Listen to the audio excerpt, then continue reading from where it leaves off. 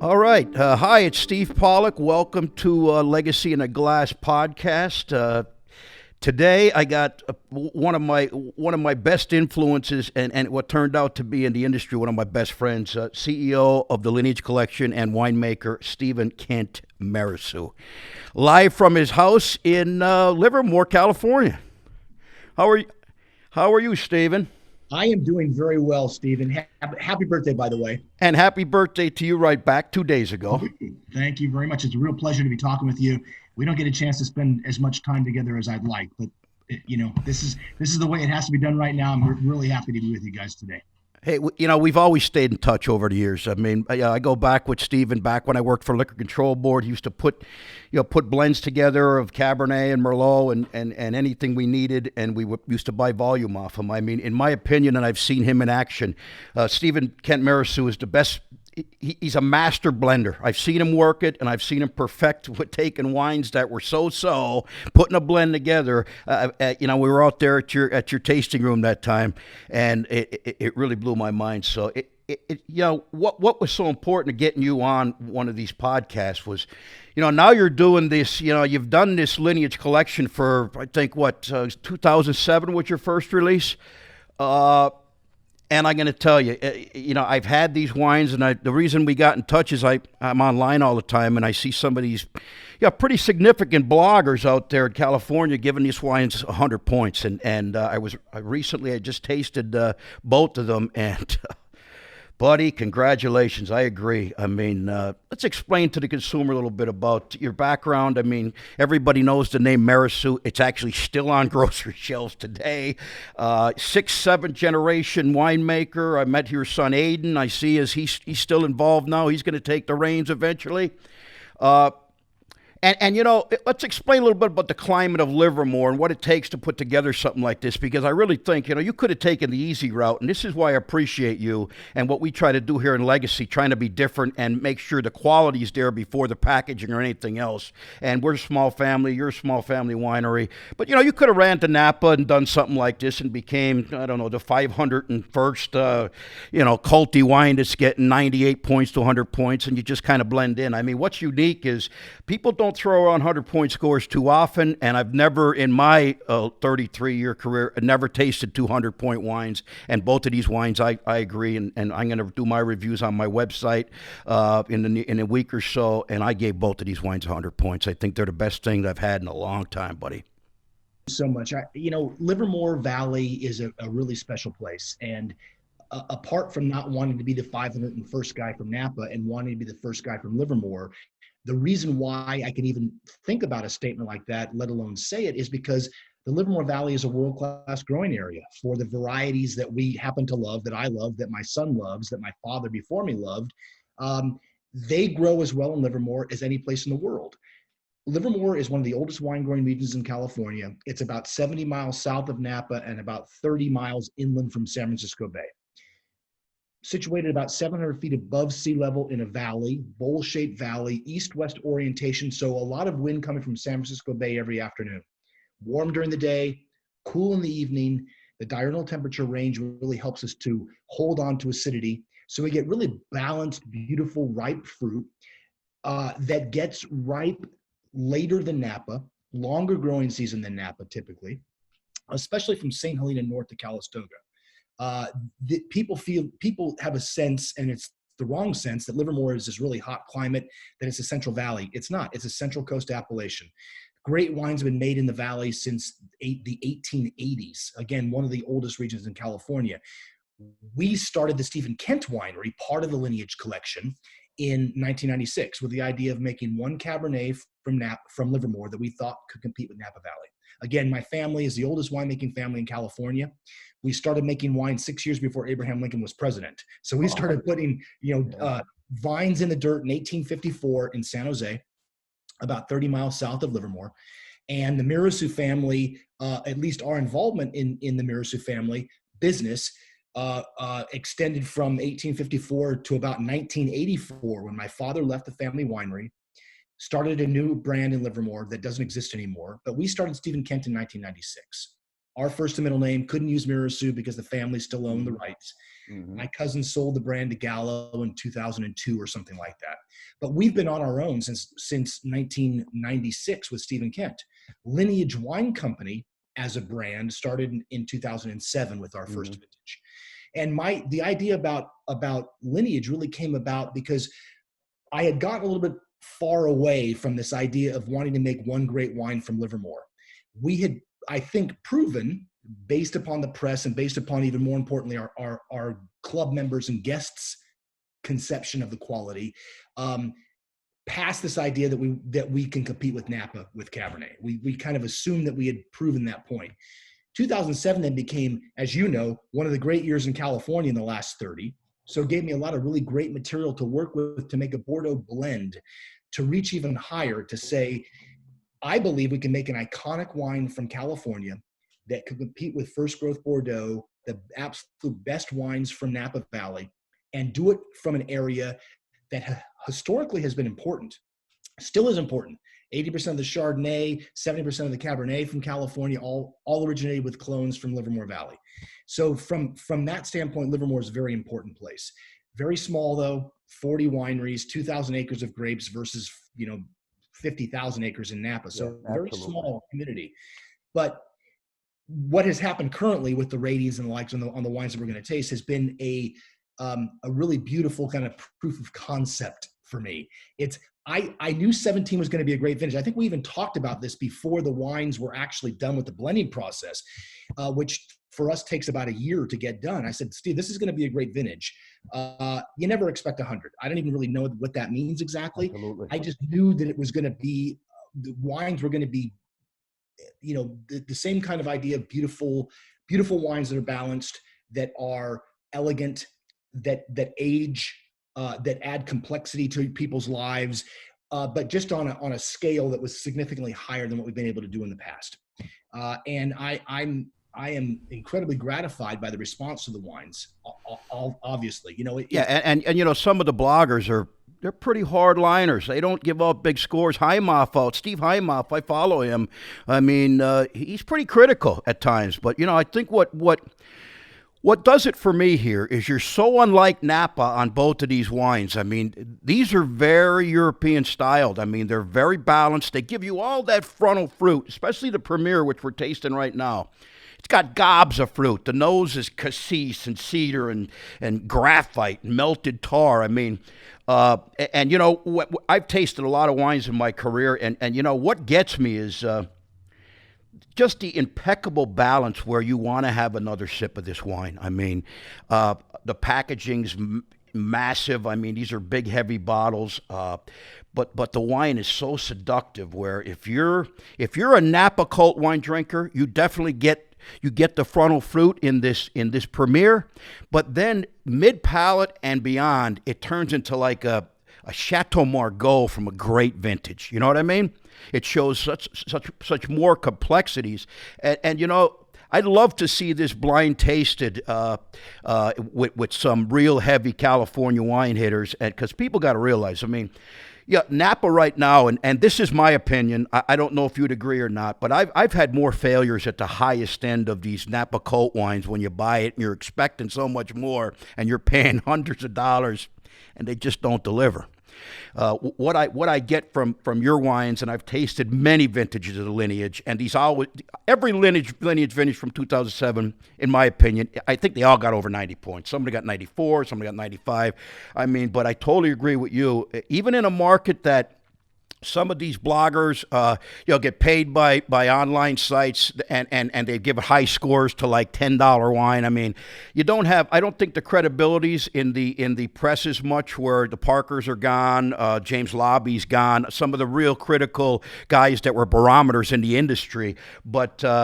They still don't throw around 100-point wines. And I really, when I talked to you on the phone and you were gracious enough to say, I'm going to send you some samples, buddy, where I'm tasting the Premier right now, and anybody out there looking, these will be available on our website. We're going to work with Steven and get these up on our website, and we'll have pricing and everything. But, Yeah, people say, well, luxury wine's $125 a bottle or whatever this is. I mean, we are reaching the one percenters here, the collector, the guy that really wants to sit down and really understand what goes into making a wine of this quality. And I'm going to tell you something. This wine has got a lot going for it right here. And I think you got it 10 years. This is going to be beautiful and not even peaking. I think that, I'm looking at these wines. I think to myself, these wines that are going to go 30 years. And ageability is not like everything else in the wine industry, or at least from a tasting standpoint, it's a very personal preference. So people can judge if they like young wines with a lot of fruit and tannin and the like, these wines, drink them now. If they want wines that are going to gain in, these different aromas and flavors and the like over time, you'll get some softening of tannins. These wines are going to be gorgeous for a long time. I think just to put a little bit of context around this. So I was up at Phelps the other day. We're buying some fruit from Napa just to learn more about Livermore, frankly, and learn more about the terroir of our home growing area as we compare it to other growing areas. And I stopped at Phelps. I tasted some Insignia, tasted one of their cabs. Phelps, as an example, is making tens of thousands of cases of Insignia. No doubt. Very expensive wine, beautiful wine. The Premier, we made 155 cases. So when you ask why a wine's $125 or why it's $175, it's like any other luxury product. Scarcity is a big part of how we think about pricing. It's a market product too, right? The market's going to tell us whether the pricing is good or bad, depending upon whether people buy it or not. But beyond that, every bottle of wine that we make at the Lineage Collection, whether it's Steven Kent Lineage Wine Company, goes through my hands, my mouth, my son's hands and mouth, Beth Refsnyder, our other, the third person in our blending and winemaking team. It's a very small group, incredibly passionate about wine. We use top-notch barrels that are all very expensive French oak. We use expensive packaging material. We spend a lot of time on the thought process about the blends that we're putting together, trying to make wines that are,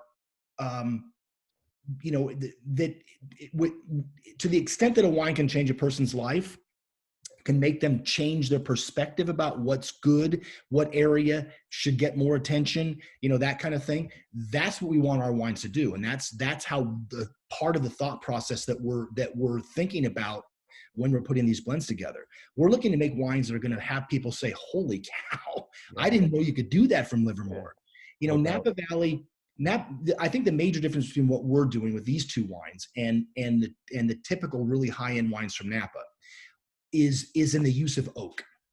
I think what we're getting here is the right balance of new French oak to fruit, to acid, to tannin.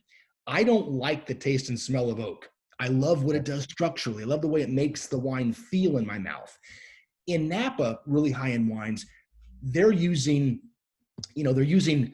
new oak barrels oftentimes or they're doing kind of like a tranche of aging in new oak, 100% new oak, and they put it in new oak barrels again. So it gives you this sort of 200, the kind of the funny idea of 200% new French oak happens a lot in Napa Valley. The idea being that their belief is consumers expect a lot of this big blast of new French oak in the nose and what have you. That's never been an attractive quality for me. It takes away from the fruit of the wine, which is the most important part of it.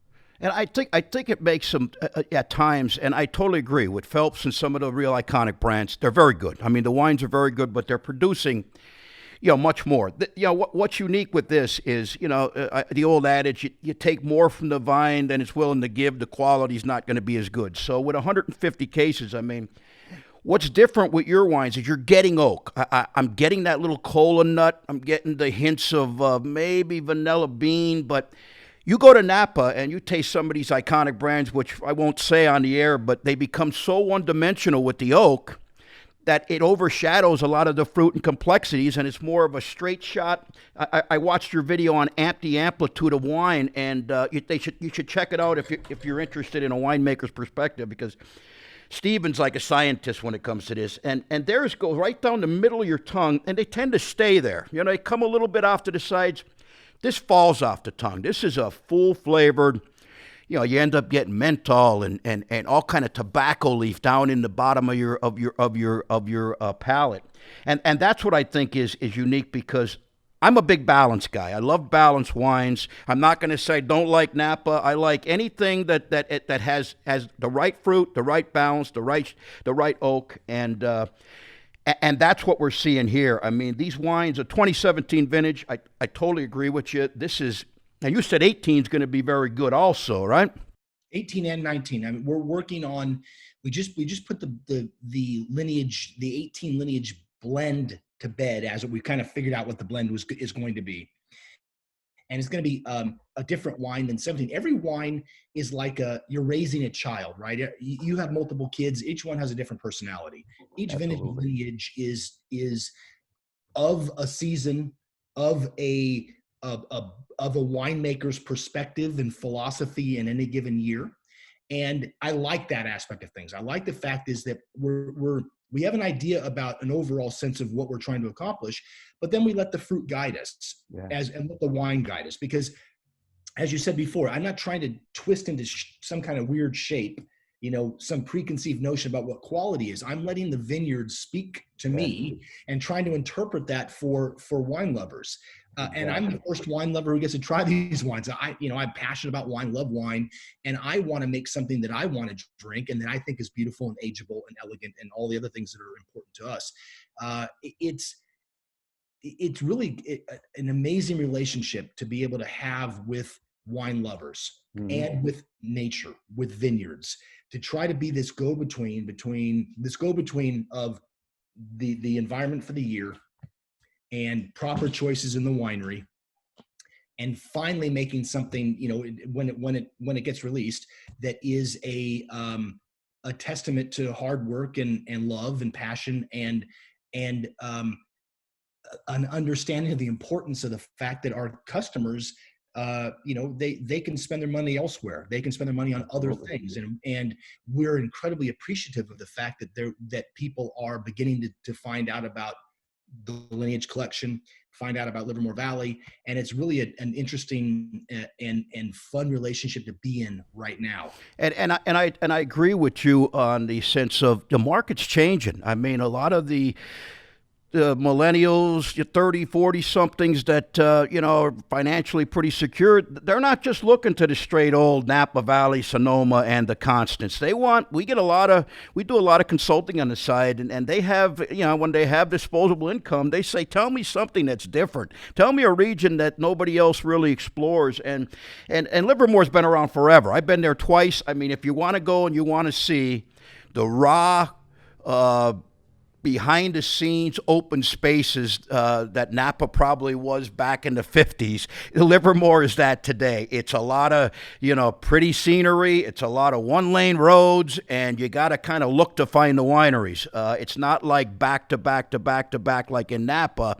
And before we get to the lineage, because I decanted it, if anybody's seen me, decanting is not no big rocket science. You dump the wine into the decanter and you shake it up a little bit. Don't be afraid to. I wouldn't put the whole bottle in. I normally put in a little at a time, and as we go, because if you put it all in the bottle, you better drink the whole bottle. So before we get to the lineage, I do want to talk, because I've been out to your place, Steven Kent, years ago. Remember when we did I want to say this because it made a real impression on me that it's not just Cabernet you're good at. You're good at everything. Remember the La Rochelle line? I was a luxury buyer for Pennsylvania. Remember we bought some of that La Rochelle, and Steven was doing high-end Pinot Noir collection and Chardonnay. Cool packaging. I still had some bottles in my basement months ago, and I'm going to tell you, that was ahead of its time, I think, for Livermore at that level. But we actually brought them into PA, a couple of them, and me and my wife had tasted them over the last couple months, and I just wanted to mention, because we haven't been in touch like we've been, but I mean, we're going to stay in touch now as we go. But that was really unbelievable, the Pinot Noirs and the Chards you put together. I mean, they were real special. Thank you very much. We had a very talented winemaker named Tom Stutz who kind of oversaw that project and really was responsible for making the decisions. I was making Cabernet at the time. I acquired that brand from my family as Mirrassou was being sold to Gallo. That stuff's not particularly interesting, but we were getting fruit from some great vineyards all around California. Pinot Yeah, Noir. no doubt. Tom was doing a great job. We were able to put together some really beautiful blends, and we were right in the heart of Pinot Noir in California as it was becoming really popular. My great grandfather Pierre Pellier is thought to be one of three guys who first brought Pinot Noir cuttings to California in the mid 1850s. So my family has a long time history with that variety, and we have not done Pinot Noir since 2000, and I'm going to think it was the 12 vintage or may have been 13 vintage. I sold La Rochelle, but we will do my better half, Nancy Castro, who is my sales and marketing director for the Lineage Collection. Yeah, I did. I read that. Yeah. It started out with Pinot at Hartford and various other wineries when she first got to California. And we're going to do a Pinot. We'll do one Pinot. We'll not do 15 Pinots like we did in the past, but it's a beautiful variety, obviously, and it's something that I'm interested in making particularly well. But Livermore Valley as a growing area doesn't really grow Pinot. It grows Cab Franc, one of maybe my favorite grape, Cabernet Sauvignon, obviously. We're looking to, part of I have attained an age now. I think I'm a couple of years older than you are at this point, where I start thinking about the future. I start thinking about the legacy for the family. At least my sort of paternal, I guess, sort of control of the family wine business, certainly, as it were, about where we can go, what we want to accomplish. And I truly believe every year that goes by, I get more and more confident in our ability, certainly, but more importantly, in Livermore Valley's ability to be that one of those places where, we'll be talking about the wines 100 years from now, about how about those couple of hands full of wines that are really meant to be not only harbingers of great taste and flavor and all the things that wine inherently gives you, but of a mission to make something great, to be proud of what you're doing, and to lift an appellation up and say, hey guys, we talked about how great, and I'm thinking about my fellow winemakers in Livermore. We've been talking about this for years about how great Livermore can be. You just have to do the right thing at the right time, farming wise and winemaking wise, to have that kind of vision come to fruition, that mission, that drive, that goal, whatever you want to look at, however you want to. Well, it's been working. I'll tell you, let's get into, I decanted the Lineage. Now, you could decant this for a couple hours, but this wine, again, I mean, I had it last night. It opens up right out of the pop of the cork, and you just put it in a glass, you swirl it a little bit. Boy, this is decadent, buddy. This has got rose petals on the nose, like if you just squeezed them, and if you can get a juice out of rose petals, that's what you're getting. I mean, it's jasmine, it's like this kind of raspberry liqueur, some cedar notes. The wood is very integrated, beautiful silky tannins here, but this is a powerful wine. This could age for a long time. I mean, now this is a Bordeaux blend, right? This is how many grapes in this? So this is 75% Cab, 20% Merlot, and 5% Cab Franc. So with Lineage, typically, we always start out trying to include all five varieties. Yeah. But we'll only add them. We'll only add Petit Verdot or Malbec if it makes the wine better. Yeah. So this vintage is the first time Malbec has not really been in the blend for a number of years and won't be in the blend in the future. I've kind of decided that at least our vineyard sources in Livermore aren't world class for Malbec. Petit Verdot did not make it in, and it's been in every vintage prior to this because it just, for whatever reason, in 17, it's a powerful, beautiful wine by itself, and we do 100% version for Steven Kent, but it detracted in a way from the overall complexity and beauty and integration of this wine. So as I said before, each year is a different, we start out with a vision and the actual, working from barrel group to individual barrels changes our perspective of things or clarifies it. Actually, it doesn't change as much, just sort of clarifies what is possible for this given year.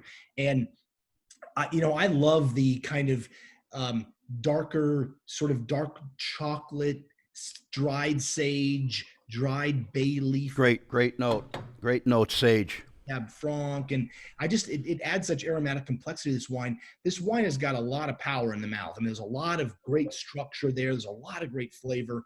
I love this. I love this wine. I mean, I absolutely love this wine, and I think this wine is a beautiful wine, and I think it is at its least good, if you imagine. Me too. It has with age, with oxygen, with aeration, with decanting. You open this wine up, it gets better. And I think that time in the bottle does that, obviously, more slowly. And I think that I can't wait to taste this with you 5 years from now, and then 10 years from now, because I think this wine's going to be significantly better than it is now. And I think it's a beautiful example of a Bordeaux blend now. Well, I'm going to tell you something, buddy. I appreciate you getting on with me. You're taking a little vacation, are you? I'm heading up with Nancy and a few couple friends just to spend a weekend Good for you. If we can survive the smoke. I mean, we're in a little bit of an apocalyptic. I seen the news. Boy, oh boy, oh boy. Sonoma's getting hammered too, huh? Santa Cruz. There's fires in Livermore. There's fires in Napa Valley. So this is a year we can't wait for it to be over in a lot of ways. All of us, I'm sure. But we're going to spend a little bit of time before we just harvested our first fruit yesterday. So we brought Sauvignon Blanc in. We've got a couple of weeks yet before our next kind of round of fruit. So this is the last time to relax until the end of November. Well, buddy, listen. Salute to you and the family. God bless you. Have a safe trip. Lineage and the Premier Cabernet will be available on legacyintheglass.com. Steven, thanks for joining us, buddy. I'll give you a call. Love you, brother. All right. Dude, thanks. See you soon. Thanks. Hey, thanks for having us today. Check us out on legacyintheglass.com, all the social media channels, Facebook, Instagram, and see you next time. Be well.